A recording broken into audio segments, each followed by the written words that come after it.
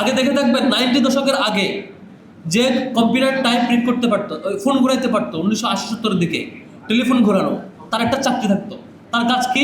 Telephone ঘোরাবে call দেওয়ার জন্য, telephone ঘুরে ঘুরে কল দেবে। যারা এগুলোটা পারতো তাদের চাকরি নিশ্চিতভাবে চাকরি পেতেন। কিন্তু যখন মোবাইল আসলো, মোবাইল আসার পরে কি হলো, ওর টেলিফোন ঘোরানোর কাজ শেষ, নিজে নিজে নাম্বার তুলে হচ্ছে কল দেয়, ওই চাকরি চলে গেছে। তারপরে আমরা যখন ছোট তখনকার কথা বলি, যারা কম্পিউটার টাইপ করতে পারে তাদের একটা নিশ্চিত চাকরি। যে আমাদের কাকারা চাচারা বলতেন, চাকরি নয়, কম্পিউটার টাইপ শিখো, বাংলা ইংরেজি টাইপ করতে পারবা, তোমার একটা চাকরি হবে, বেতন পাবা 30,000 টাকা, 20,000 টাকা।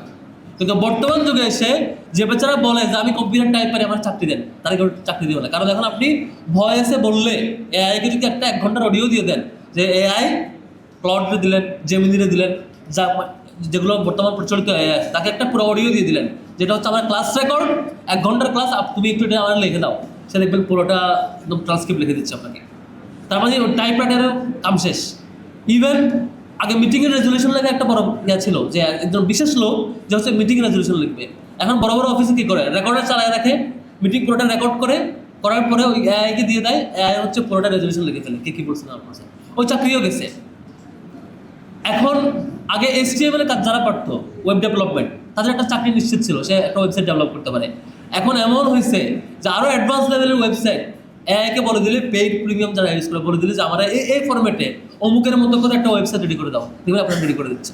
এটা আমি বুঝালাম কেন, চাকরির জাম্পিংটা, যে আপনি এখন যেটা মনে করছেন আপনি অনেক কোয়ালিফাইড, 20 বছর পর আপনি ছিটকে পড়বেন। তো এই জন্য আমাদের এই কম্পিটেন্সি বাড়ানোর জায়গাটা দরকার আছে। যারা আজকে অনেক বেশি খুশি হয়ে গেছেন, A+ পাইছেন, ভাই এত খুশি হওয়ার কিচ্ছু নাই। আপনার মতো আরও 1 লক্ষ শিক্ষার্থী A+ পাইছে না? আপনাদের সাথে 1,11,000 শিক্ষার্থী A+ পেয়েছে, আমি যদি সংখ্যাটা ভুল না করি, তাই তো? 1,11,000 যদি A+ পেয়ে থাকে, তার মধ্যে ঢাকা বিশ্ববিদ্যালয়ের চান্স পাবে সর্বোচ্চ 6,000। ঢাকা বিশ্ববিদ্যালয়ের চান্স পাবে 6,000, আরও 5-6,000 ধরেন মেডিকেলে, আর 5-6,000 ধরেন বাকি বিশ্ববিদ্যালয়ে। সব মিলিয়ে সর্বোচ্চ 30 থেকে 40,000 শিক্ষার্থী বিভিন্ন বিশ্ববিদ্যালয়গুলোতে চান্স পাবেন। বাকিরা কই যাবেন? আবার এমনও দেখবেন যে বেচারা A+ পায় নাই, সে বেচারা এমন জিদ দিয়ে পড়াশোনা করছে, সে ঢাকা বিশ্ববিদ্যালয়ে চান্স পাইছে। আর এদিকে আপনার মতো কোনো শিক্ষার্থী যে বসে আছেন, A+ পাইছেন, ঢাকা বিশ্ববিদ্যালয় ফেল করে বসে আছে, হতে পারে। এই জন্য এই 2 বছর একটাই রিমাইন্ডার দিব ভাই, সেটা হচ্ছে খুব বেশি পুলকিত হওয়ার কিচ্ছু নয়, খুব বেশি আনন্দিত হওয়ার কিচ্ছু নয়।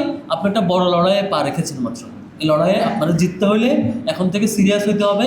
এখন থেকে আগামী 2টা বছর আপনার যে স্বপ্ন বুয়েটে যাওয়া, আপনার যে স্বপ্ন ঢাকা বিশ্ববিদ্যালয়ে যাওয়া, আপনার যে স্বপ্ন মেডিকেলে যাওয়া, সেই স্বপ্নটা অনেক ভালোভাবে পূরণ হোক, এটাই আমরা চাই।